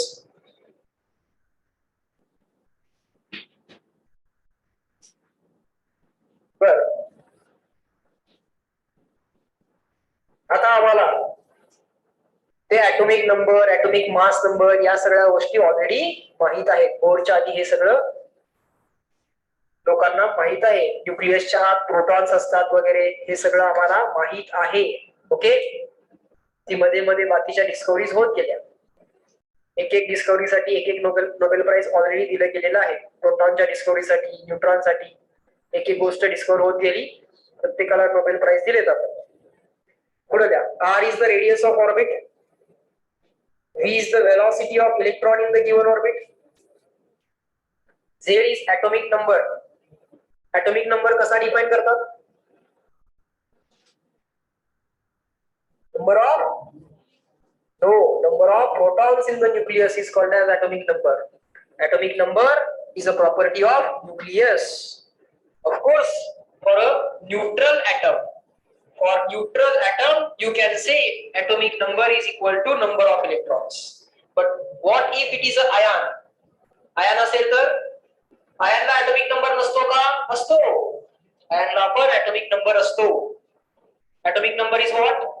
Number of protons in the nucleus. त्या bracket मध्ये definition लिहा. Number of protons म्हणजे atomic number. For neutral atom, you can define it as number of electrons, no issues. Number of protons in nucleus. But centripetal force किती असतो? mv square upon r. किंवा centrifugal force किती असतो? mv square upon r. तो किती असणार force of attraction between nucleus and electron किती असेल तो 1/4πε0 Q1 Q2 upon R square. Q1 म्हणजे काय चार्ज ऑन न्यूक्लियस. न्यूक्लियसचा चार्ज किती असेल Z नंबर ऑफ प्रोटॉन्स ना. Z नंबर ऑफ प्रोटॉन वरती चार्ज किती असेल Z times E. Z times E is the charge on nucleus आणि E is charge on electron. Nucleus वरचा चार्ज किती बोला Z times E. Z number of protons ना. Z number of protons प्रत्येक proton वरचा charge E असे Z लोक. So Z times E is the charge on proton, E is the charge on electron. So mv square upon R is equal to 1/4πε0 charge on nucleus into charge on electron upon R square. Nucleus मध्ये Z protons आहे, so Z times E is the charge on proton. Sorry, charge on nucleus. या तिथं पटपट Z times E charge on nucleus plus minus सोडून द्या फक्त अट्रॅक्शनचा force काढायचा आहे. E charge on electron numerical value of course negative आहे minus E आहे माहित आहे आम्हाला. नंबर काढायचा आहे. नंबर इक्वल टू नंबर पाहिजे. दिस इज द फर्स्ट पॉस्ट्युलेट. पहिलं पॉस्ट्युलेट की necessary centripetal force is provided by electrostatic force of attraction between the nucleus and the electron. Nucleus आणि इलेक्ट्रॉन मधलं फोर्स ऑफ अट्रॅक्शन म्हणजे सेंट्रीपेटल फोर्स. तीन फॉर्म्युले असतात सेंट्रीपेटल फोर्सचे mv square upon r mr omega square आणि mv omega. यातला mv square upon r असा आपण वापरतोय. v is the velocity of the electron in the orbit, r is the radius of the orbit. झालंय का. Next postulate 2 second postulate. हे सगळ्यात interesting पॉस्ट्युलेट आहे. हे जे काय त्यानं सांगितलेलं आहे हे त्यालाही माहित नाही की त्यानं असं का सांगितलेलं आहे, पण हे त्यानं सांगितलेलं आहे. हे एक्सप्लेन करावं लागणार आहे. कुणीतरी हे एक्सप्लेन करावं लागणार आहे. हे केलं पण जाणार आहे. Okay, let me reveal the climax. Story मध्ये शेवटी काय होणार आहे सांगेल तुम्हाला की आता एक सस्पेन्स क्रिएट केला जाणार आहे पॉस्ट्युलेट नंबर 2. ते मात्र एक्सप्लेन करावं लागणार आहे. बघा आता कसं एक्सप्लेन होते. लिहा पॉस्ट्युलेट 2. The radius of the orbit of electron, the radius of orbit of electron, the radius of orbit of electron can only take certain fixed values. Can only take certain fixed values. The radius of orbit of an electron can take only certain fixed values such that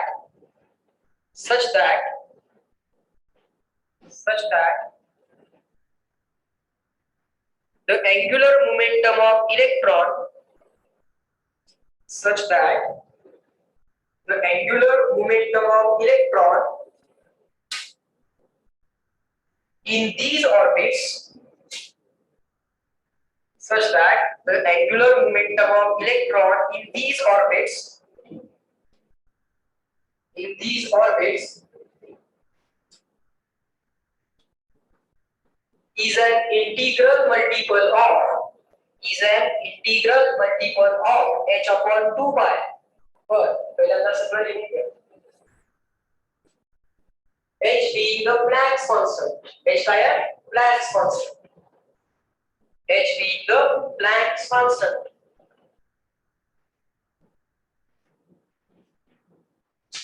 काय बोलतोय तो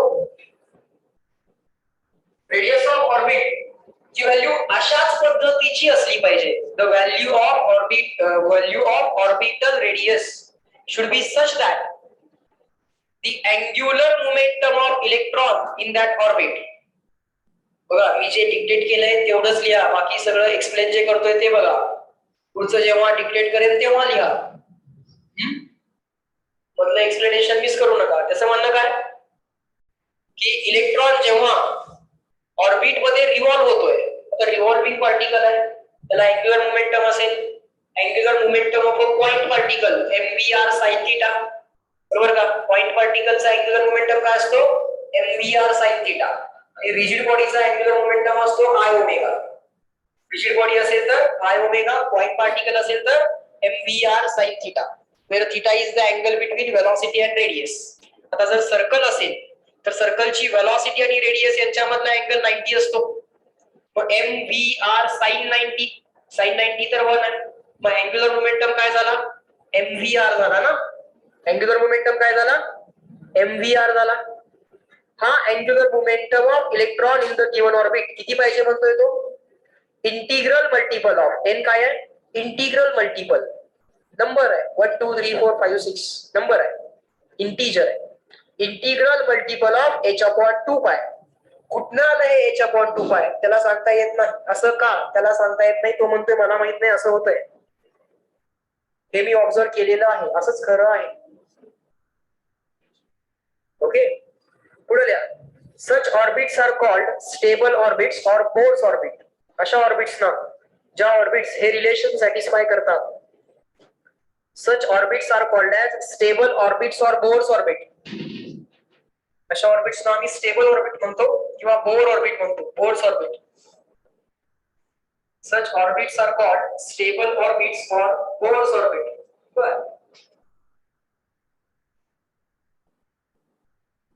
आणि पुढे काय सांगतोय बघा, electron अशाच orbit मध्ये रिव्हॉल्व्ह होतात ज्या ऑर्बिट मध्ये त्यांचा अँग्युलर मोमेंटम हा n टाइम्स h/2 पाय आहे. बाकी कुठल्या ऑर्बिट मध्ये इलेक्ट्रॉन्स रिव्हॉल्व्ह होऊ शकत नाही. आणि अशा ऑर्बिट्स म्हणजे काय? बोर्स ऑर्बिट किंवा स्टेबल ऑर्बिट्स. पुढे लिहा. Electrons do not radiate energy while revolving in these orbits. He condition satisfy करणाऱ्या ऑर्बिट मध्ये जर इलेक्ट्रॉन रिव्हॉल्व्ह होत असेल, then the electrons do not radiate energy revolving in these orbits.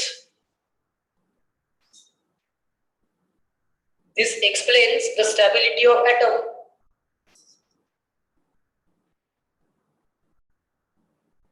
This explains the stability of atom. तर लिहा, लगेच discuss करू. mvr is equal to n times h/2 pi. त्यातलं mvr म्हणजे angular momentum, mass of electron into velocity of electron into radius of orbit. mvr is equal to n times h/2 pi. mvr is equal to n times h/2 pi. mvr म्हणजे angular momentum, n म्हणजे principal quantum number,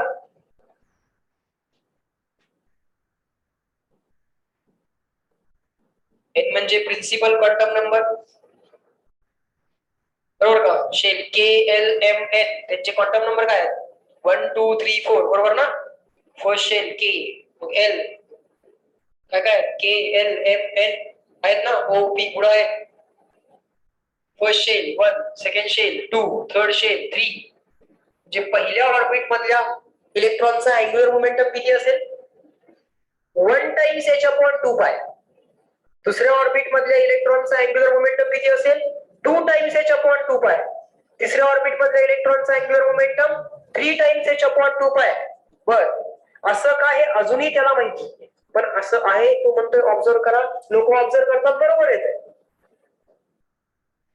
h/2 पाय ची value लिहा 6.63 into 10⁻34 आणि 2 पाय ची value 6.28. Value substitute करा. Value येते 1.055 into 10⁻34. 1.055. h/2 पाय पाठ करून ठेवायचा. h/2 पाय पाठ करून ठेवायचा. परीक्षेमध्ये थर्ड ऑर्बिट मधल्या इलेक्ट्रॉनचा अँग्युलर मोमेंटम डायरेक्टली विचारतील. 6.28 ने डिवाइड करत बसायला त्यावेळी वेळ नाहीये आपल्याकडे, बरोबर ना. 2 पाय ने डिवाइड करायचं ना h ला. h/2 पाय ची व्हॅल्यू किती आहे? h/2 पाय ची व्हॅल्यू बोला सगळेजण. h/2 पाय is equal to 1.055 into 10 raised to minus 34. बरोबर आहे. अप्रॉक्सिमेटली 1 घेतलं तरी चालते, उत्तर बरोबर येतं. बघा की इथं 6.63 आणि इथं 6.28. Very very close.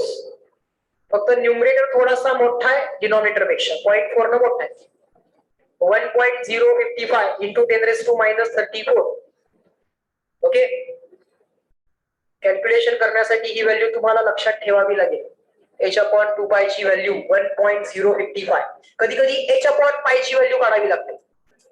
h/π ची व्हॅल्यू कशी काढणार? काय नाही, h/2π ला 2 न मल्टिप्लाय केलंय. याच व्हॅल्यूला तुम्ही 2 न मल्टिप्लाय करा, 2.1 येईल आन्सर किंवा 2.110 आन्सर येईल. h/π ची व्हॅल्यू पाहिजे असेल तर, h/π ची व्हॅल्यू पाहिजे असेल तर हा 2 मल्टिप्लाय करायला जाईल, आन्सर येईल, करता येईल. बर, आता त्याने इथं जे काय सांगितले ते थोडंसं डिस्कस करूया. तो काय म्हणतोय?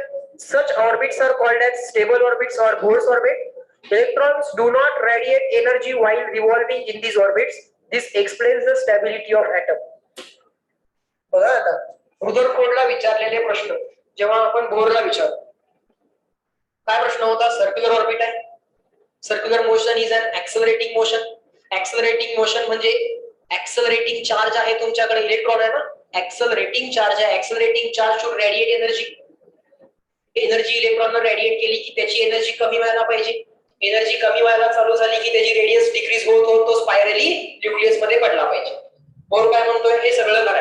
Electron revolve in a circular orbit around a nucleus. त्यासाठी सेंट्रीपेटल फोर्स न्यूक्लियसने प्रोव्हाइड केला, अट्रॅक्शन, फोर्स ऑफ अट्रॅक्शन. मग इलेक्ट्रॉनने एनर्जी रेडिएट का नाही केली जर तो सर्कल मध्ये फिरत असेल तर? मग तो काय म्हणतोय? इलेक्ट्रॉन काय सगळ्या ऑर्बिट मध्ये फिरत नाही, तो अशाच ऑर्बिट मध्ये फिरतोय ज्या ऑर्बिट मध्ये त्याचा angular momentum n times h/2π आहे. अरे तरी पण तो सर्कल मध्येच फिरतोय ना, मग काय एनर्जी रेडिएट करत नाही. तो म्हणतोय की या ऑर्बिट स्टेबल ऑर्बिट आहेत, या एक्सेप्शनल ऑर्बिट्स आहेत. काय त्या? एक्सेप्शनल ऑर्बिट्स आहेत. या ऑर्बिट्सला तुमचे ते क्लासिकल मेकॅनिक्स वाले रूल वापरू नका, accelerating charge should radiate energy म्हणून. These are my orbits, these are Bohr orbit, these are stable orbits. In these electrons, in these orbits, electrons will not radiate energy. असं त्यानं सांगितलंय. Of course लोकांना सुद्धा ते त्यावेळी पटलेलं नाहीये, but he saying that this is my postulate. असं होत असलं पाहिजे. So people are accepting it. कारण या गोष्टी सांगून तो बाकी बऱ्याच गोष्टी एक्सप्लेन करणार.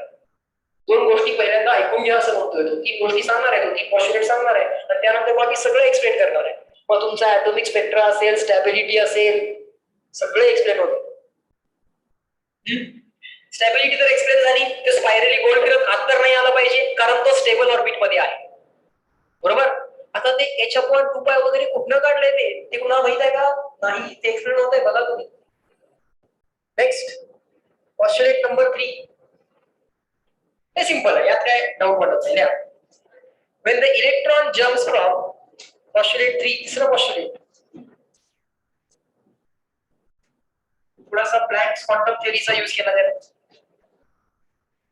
When the electron jumps from higher orbit to lower orbit, वरच्या ऑर्बिट मधनं तो जेव्हा खालच्या ऑर्बिट मध्ये जंप करतो, 5व्या ऑर्बिट मधनं तो 4थ्या ऑर्बिट मध्ये आला, let's say. When the electron jumps from higher orbit to the lower orbit, जेवढी ऑर्बिट हायर असेल तेवढी त्या ऑर्बिट मध्ये असणाऱ्या इलेक्ट्रॉनची एनर्जी पण जास्त असते. जेवढी ऑर्बिट लोअर असेल तेवढी त्या ऑर्बिट मध्ये असणाऱ्या इलेक्ट्रॉनची एनर्जी पण लोअर असते. When the electron jumps from higher orbit to lower orbit, it emits the photon of energy. It emits the photon, तो photon emit करतो of energy equal to the energy difference between the two orbits.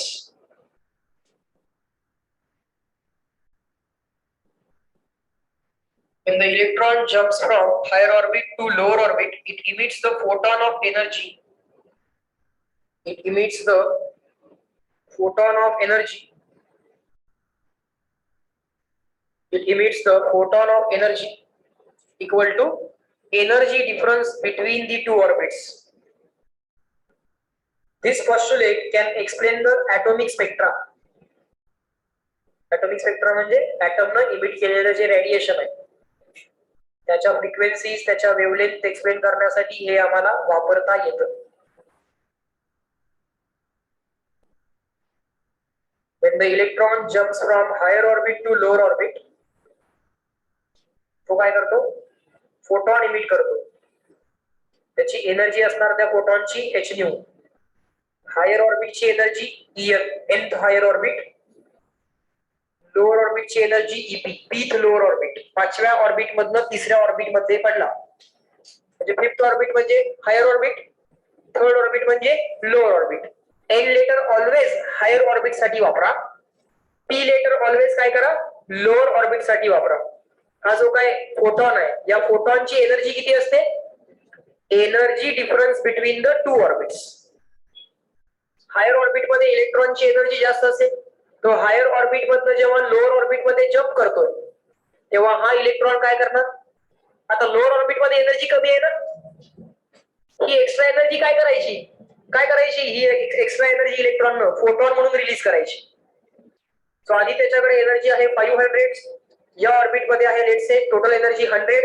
So मधला जो काही energy gap आहे 400 चा, तो जो काही एनर्जी गॅप आहे दोन ऑर्बिट मधल्या एनर्जीचा जो काही गॅप आहे डिफरन्स आहे तो काय करतो? इलेक्ट्रॉन रिलीज करतो in the form of photon. So समजा या ऑर्बिट मध्ये इलेक्ट्रॉनची एनर्जी 500 आहे, या ऑर्बिट मध्ये 100 आहे. सो 500 वाल्या ऑर्बिट मधनं तो जेव्हा 100 वाल्या ऑर्बिट मध्ये जम्प करेल तेव्हा डिफरन्स ऑफ 400 जो आहे तो ऍज अ फोटॉन म्हणून बाहेर पडेल. So h nu is equal to En minus Ep. N is nth higher orbit, P is pth lower orbit. N म्हणजे nth हायर ऑर्बिट, P म्हणजे pth लोअर ऑर्बिट. पाचवं higher orbit, तिसरं lower orbit. पाचव्या orbit मधून तिसऱ्या ऑर्बिटला jump झाला तर असंही होऊ शकते. सेकंड ऑर्बिट मधून फर्स्ट ऑर्बिटला जम्प झाला, थर्ड ऑर्बिट मधून सेकंडला जम्प झाला, थर्ड मधून फर्स्टला जम्प झाला. पण जेव्हा जेव्हा हायर ऑर्बिट मधून इलेक्ट्रॉन लोअर ऑर्बिटला जम्प करेल तेव्हा तेव्हा फोटॉन बाहेर. एक ट्रान्झिशन याला म्हणतात transition of electron from higher orbit to lower orbit. Transition असं म्हणतात त्याला. एक ट्रान्झिशन झाली की एक फोटॉन बाहेर पडतो, एक ट्रान्झिशन झाली की एक फोटॉन बाहेर पडतो. समजतंय? त्या फोटॉनची एनर्जी किती? H new. किती असली पाहिजे? बरोबर आहे, लॉजिकल आहे. एनर्जी डिफरन्स एवढी असली पाहिजे. En minus Ep. En म्हणजे energy of nth higher orbit. यात आहे En minus Ep equal to H nu. En is energy of nth higher orbit. Ep is energy of pth lower orbit. हा new आहे. Velocity v वेगळा दिसला पाहिजे. हा v, हा कॅपिटल V आणि हा new. This new is frequency of emitted photon. Electron न इमिट केलेला जो फोटॉन आहे त्याची फ्रिक्वेन्सी न्यू.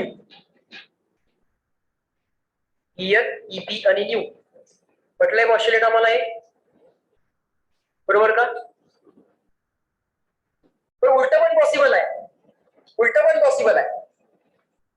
जेव्हा इलेक्ट्रॉन थर्ड ऑर्बिट मध्ये आहे आणि त्याच्यावरती एक फोटॉन पडला आणि इलेक्ट्रॉनला असं लक्षात आलं की हा फोटॉन जर मी ऍब्सॉर्ब केला तर मी पाचव्या ऑर्बिट मध्ये जाऊ शकतोय.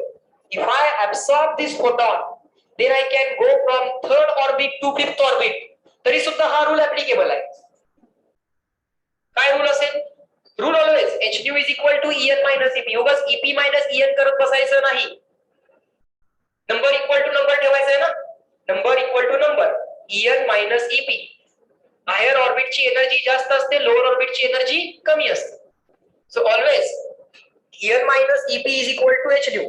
मग इलेक्ट्रॉन फोटॉनला इमिट करू दे नाहीतर इलेक्ट्रॉन फोटॉन ऍब्सॉर्ब करू दे. मला सांगा, higher orbit to lower orbit transition झाली तर फोटॉन इमिट होणार की ऍब्सॉर्ब होणार? Higher to lower transition emit. तरी सुद्धा रूल कुठला वापरायचा? En minus Ep equal to H nu. N म्हणजे हायर ऑर्बिटची एनर्जी, P म्हणजे लोअर ऑर्बिटची एनर्जी. या दोघांचा एनर्जी डिफरन्स काय असला पाहिजे? ऍब्सॉर्ब किंवा इमिट झालेल्या फोटॉनची energy. Number equal to number. हा मोठा नंबर असेल, हा छोटा नंबर आहे, सबट्रॅक्शन केली की पॉझिटिव्ह नंबर आहे आणि हा पण एक पॉझिटिव्हच नंबर आहे. समजतंय? फोटॉन ऍब्सॉर्ब होऊ दे नाही तर रिलीज होऊ दे. कळतंय का? EN मायनस EP पुस्तकांमध्ये कन्फ्यूज करण्यासाठी E final minus E initial करतात. बघितलंय का तुम्ही? E final minus E initial किंवा E initial minus E final. Atomic structure साठी केलं होतं ना केमिस्ट्रीमध्ये, तेव्हा तिथं EF मायनस EI किंवा EI मायनस EF असलं केलेलं असतंय. आपण तसलं काही करायचं नाही. फिजिक्स मध्ये मी ऑलवेज तुम्हाला काय सांगतोय, number equal to number, play with numbers, plus minus नंतर विचार करू. So EN minus EP photon absorb होऊ दे नाही तर रिपीट होऊ दे. EN म्हणजे काय? Energy of n higher orbit. n हा आपला ऑलवेज हायर ऑर्बिट असतो. ज्या काही गिवन दोन ऑर्बिट्स आहेत, एक फिफ्थ ऑर्बिट आहे, एक थर्ड ऑर्बिट आहे. n किती असला पाहिजे? 5. p किती असला पाहिजे? 3. तो फोटॉन ऍब्सॉर्ब होऊ दे नाही तर रिलीज होऊ दे. रिपीट होऊ दे नाही तर ऍब्सॉर्ब होऊ दे. n आपला हायर ऑर्बिटच असणार, p आपला लोअर ऑर्बिटच असणार. हा रूल डोक्यात ठेवा. मी आता बोललोय ते लक्षात ठेवा. आन्सर 100% बरोबर येतात. साइन मध्ये मिस्टेक होत नाही. बरोबर? मिस्टेक व्हायची पॉसिबिलिटी रिमूव्ह केलेली आहे. 3 पोस्टुलेट समजले? बरोबर? नेक्स्ट काय बघूया. थोडंसं लिहा, एक लास्ट पॉइंट फक्त लिहा आता. Note, Bohr's model is applicable for, आता हे जे काय बोरनं सांगितलेलं आहे, that Bohr's model is applicable for hydrogen and hydrogen-like atoms. Hydrogen and hydrogen-like atom. Bohr's model कुणासाठी applicable आहे? Bohr's model is applicable for hydrogen and hydrogen-like atoms. बर, पुढे लिहा. लगेच तुमच्या मनातल्या प्रश्नाचं उत्तर आहे समोर. Hydrogen like atoms are the atoms or the ions, atom असेल किंवा ion असेल. Hydrogen like atoms are the atoms or ions having only one electron revolving around the nucleus.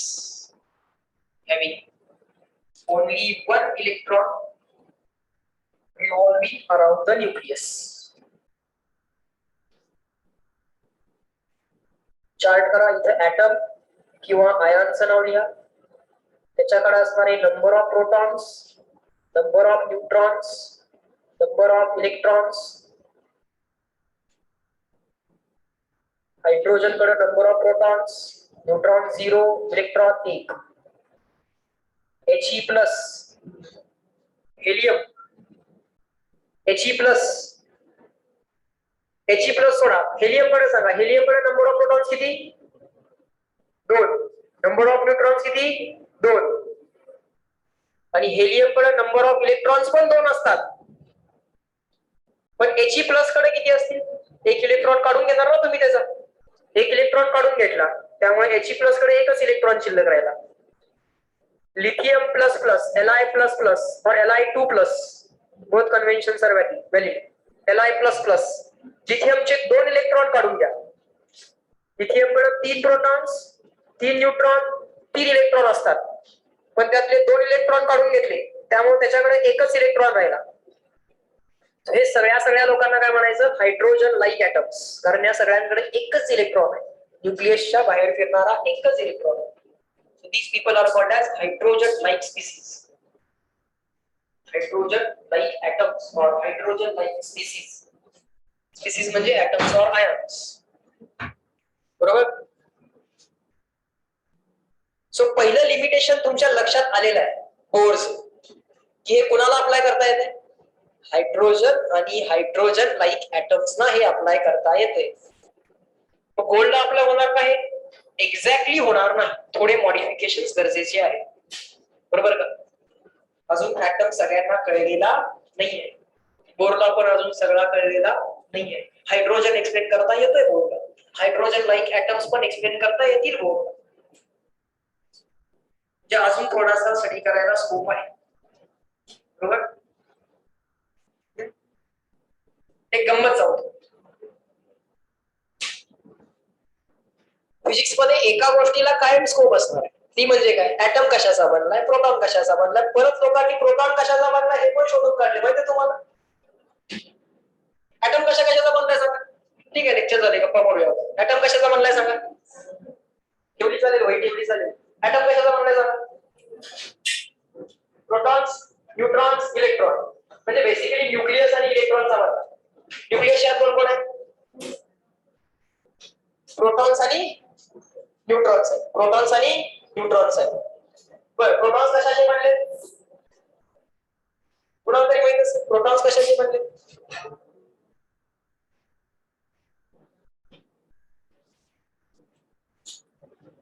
Quarks, up quarks, down quarks. क्वार्क्सचे दोन type, up quarks आणि down quarks. बरं, smallest possible charge किती असू शकतो कुठल्याही गोष्टीवरती, स्मॉलेस्ट पॉसिबल चार्ज किती असू शकतो. आम्हाला असं माहितीये की स्मॉल ई 1.6 into 10⁻⁻⁹. आता प्रोटॉन ज्या गोष्टीचा बनलाय, प्रोटॉन ज्या गोष्टीचा बनलाय, प्रोटॉनवरचा चार्ज किती, ई. प्रोटॉनवरचा चार्ज किती, ई. पण प्रोटॉन सुद्धा कशाचा तरी बनलाय ना, पण त्याच्यावरती पण चार्ज असेल की नाही, पण तो नक्कीच ई पेक्षा लहान असला पाहिजे की नाही, कारण अशा दोघा तिघांचा मिळून एक प्रोटॉन बनेल ना. दोन क्वार्कचा, 3 क्वार्कचा मिळून एक प्रोटॉन बनेल ना, कळतंय का. मग क्वार्क्स वरचा चार्ज जो काय आहे तो E/3 आणि 2E/3 एवढा आहे. म्हणजे E हा स्मॉलेस्ट चार्ज आहे हे मला म्हणते, त्याच्यापेक्षा पण स्मॉलर चार्जचे युनिट आता आमच्याकडे आहेत, बरोबर. पण क्वार्क कशाचे बनलेत वगैरे ते प्रश्न सोडून देऊ. परत प्रोटॉनच्या थोडस आत गेलो, परत प्रोटॉनच्या थोडस बाहेर गेलो, न्यूक्लियस मध्ये गेलो. न्यूक्लियस मध्ये 99% of the mass of the 99% of the mass of the atom आहे की नाही, आहे की नाही, आहे. कुणामुळे आहे, कुणामुळे आहे, न्यूट्रॉन्स आणि प्रोटॉन्स मुळे. प्रोटॉन सगळे कसे आहेत, पॉझिटिव्हली चार्ज आहेत. न्यूट्रॉन न्यूट्रलाइजरला सोडून देऊया, त्यांचा विचारच करायला नको फॉर टाइम बी. न्यूट्रॉनचा विचारच करायला नको फॉर टाइम बी. पण प्रोटॉन्स करायचे, सगळे प्रोटॉन कसे आहेत, पॉझिटिव्हली चार्ज. सगळे प्रोटॉन कसे आहेत, पॉझिटिव्हली चार्ज. ऍटमचा विचार केला तर न्यूक्लियस किती स्मॉलर आहे, 10⁵ टाइम स्मॉलर आहे. म्हणजे अर्थचा विचार केला की न्यूक्लियस म्हणजे आपली बिल्डिंग. समजा Z = 10, 10 प्रोटॉन्स. त्या छोट्याशा, किती लहान असेल न्यूक्लियस तुम्हाला लक्षात आले ना, अर्थ आणि बिल्डिंग कम्पेअर करा. त्या छोट्याशा न्यूक्लियस मध्ये तुम्हाला 10 प्रोटॉन्स ठेवायचे आणि सगळेच्या सगळे पॉझिटिव्हली चार्ज आहेत. ट्रिमेंडस रिपल्शन असेल त्याच्यामध्ये, कळतंय का. एवढ्याशा छोट्याशा जागेत कुणाला भरून ठेवायचंय, ज्या लोकांचा एकमेकांना राग येतो अशा लोकांना भरून ठेवायचं प्रोटॉन्स. Always repetition. अशा लोकांना जर न्यूक्लियस मध्ये बांधून ठेवायचं असेल, देयर शुड बी समवन. त्या इलेक्ट्रोस्टॅटिक रिपल्शनला ओव्हरकम कोण करणार, there should be some force, and that force is known as a strong nuclear force. कळतंय का मी काय बोलतोय. आता हा स्ट्रॉंग न्यूक्लियर फोर्स जो आहे, it is a force of attraction between proton और, गंमत बघा, प्रोटॉन मधला फोर्स ऑफ अट्रॅक्शन म्हणजे काय, strong nuclear force. Even it is a force of attraction between neutron or it is a force of attraction between proton-neutron. या लोकांना सुद्धा force of attraction आहे. पर तो कुणामुळे आलाय, जसं इलेक्ट्रोस्टॅटिक फोर्स जो येतो तो चार्ज मुळे येतो, प्लस चार्ज मायनस चार्ज त्यांच्यामुळे येतो. प्रोटॉन मधला अट्रॅक्शनचा फोर्स का आलाय, is a different story. Neutron का आलाय, प्रोटॉन का आलाय, हा जो काय स्ट्रॉंग न्यूक्लियर फोर्स आहे, तो न्यूक्लियर फोर्स ज्याला आपण म्हणतो तो न्यूक्लियॉन्सच्या बिटवीन असतो. न्यूक्लियॉन्स म्हणजे कोण, न्यूक्लियस मध्ये राहणारी लोक, प्रोटॉन्स अँड न्यूट्रॉन्स. यांना एकत्रितपणे आपण काय म्हणतो, न्यूक्लियॉन्स. न्यूक्लियॉन्स मधला जो काय फोर्स ऑफ अट्रॅक्शन आहे, हा force of attraction, that is a strong nuclear force that keeps the nucleus together. तो इलेक्ट्रोस्टॅटिक फोर्स पेक्षा सुद्धा फार जास्त आहे. It is the strongest force in the universe.